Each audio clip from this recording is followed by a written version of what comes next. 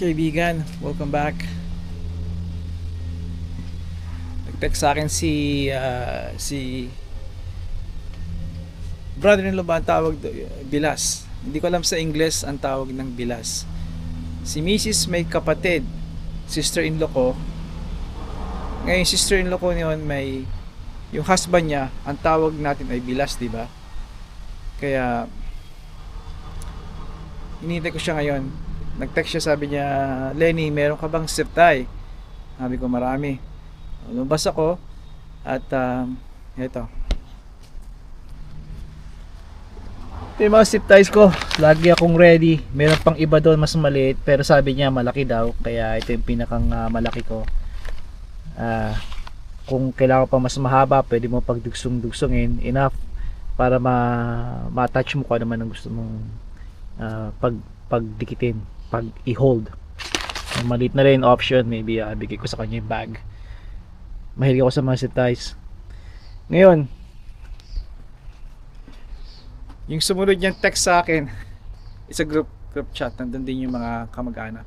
I hope ganun din kayo dito or sa saan man ang base ninyo, bansa. At hindi ako makakita kasi sobrang liwanag pa rin at ine-edit kitong video ko isa para i-upload ko sa inyo. Ito ay maaaring i-upload ko same day, Thursday ngayon, June 12, araw ng kasarinlan natin sa Pilipinas. Happy Independence Day sa ating mga kababayan. At sana ipagdiwang nito saan man kayong saan man kayong bansa sa sulok ng mundo dito, kahit sa Antarctica, alalahanin natin ang ang nagawa ng ating mga bayani. Wala akong makita, blur lahat, mga silhouette, not silhouette, mga moving parts pati dito sa camera. Nung tinext niya ako, sinabi niya na nalaglag na yung muffler niya. Kaibigan, ito ang mga panahon, pagpalo ng spring at dako pa roon ng spring, papuntang summer, dito na nagbabagsakan ng dito na madalas ng kalawangin nating mga sakyan. Kung hindi kayo protektado, ito yung time, spring ang time para magpa-spray kayo ng underbody, ng ilalim ng kotse ninyo, lalo na yung mga sa singit-singit, at lalong lalo na kaibigan ang brake lines ninyo at yung fuel lines. Kaibigan, fall season, kung gusto niyo makatipid, kung meron kayong budget, fall. Ayoko i-edit ito. Spring ang sinasabi ko. Spring. Kung gusto nyo mag-spray ng isang beses lamang, spring ang piliin niyo. Ngayon, kung may budget kayo, kaibigan, kung may budget kayo, spring at fall. Okay? Bago nyo harapin ang winter, bago pumatak ang snow at maglalagay ang city lalo dito sa city, sa Toronto, may corrosive na pantunaw ng snow at ice sa kalsadang tinatapon na napipick up ng inyong gulong sakyan, kaya kailangan ninyo ng proteksyon. Ngayon, kung one time lang, kahit malagyan kayo ng corrosive ang sakyan ninyo during the winter, pagpalo ng spring, hugasan nyo ng maayos at sprayan ninyo at ng spring season. Okay, narito na. Anak, you going? Okay. Alright. Ito yung aking bayan. Hi, bebe. Hi, Totit. Hello. Wala na. Talagang You take care, ha?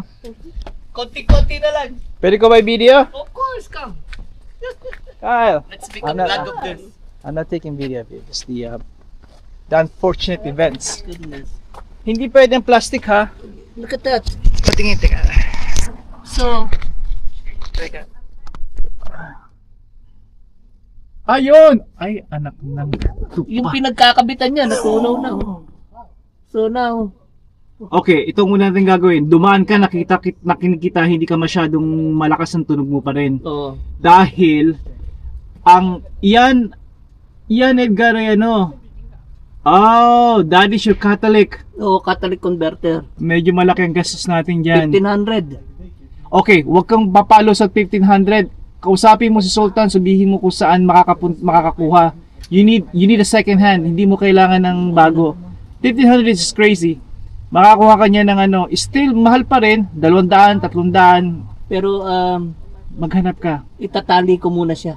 Itali mo muna. Ngayon, maghanap ka doon. Teka, tulungan kita. Hindi, alambre, I think meron ako.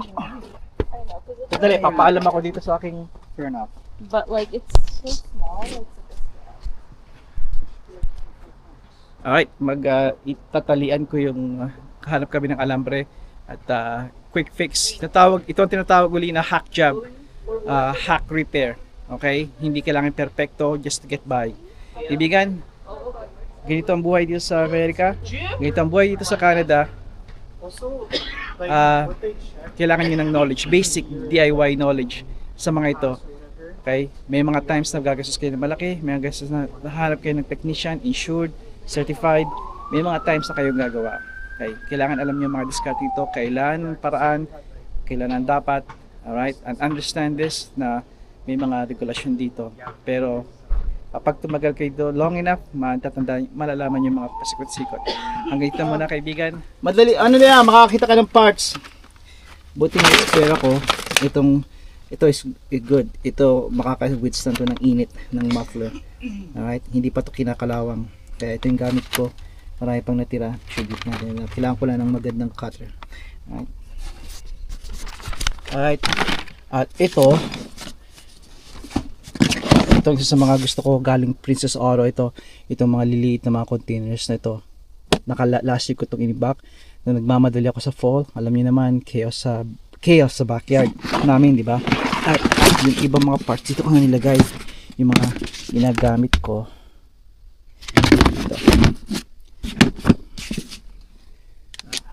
Lagay muna natin siya dito sa kabila. Dito ko natuwa dahil ikapikatan. There you go. Yung aking ito sa mga tools ko, nakaingatan ko. Made in the USA, baby. Made in the USA. Well, nakuha ko ito sa Home Depot. Masusubukan ito. Cutter ang kailangan natin, good cutter. At ito siya. Marami pa ako dito. Sinisave ko itong content na to dahil gusto kong gumawa ng content about yung secateurs or yung pruning cutter. Nandito yun eh. Pero malawig na naman ako. So bukas na. Ito. Cutter. Type nyo pruning cutter.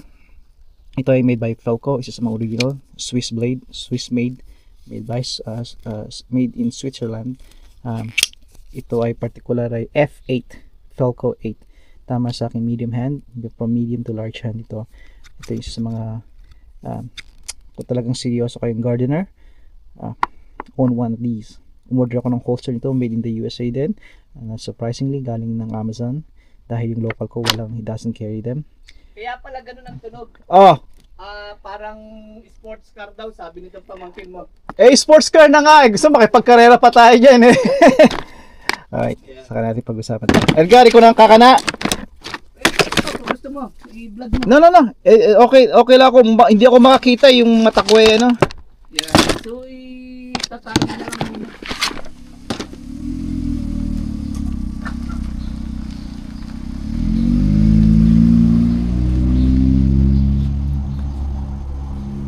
Alright, natapos na nakabit na niya. Ito, ginamitan niya.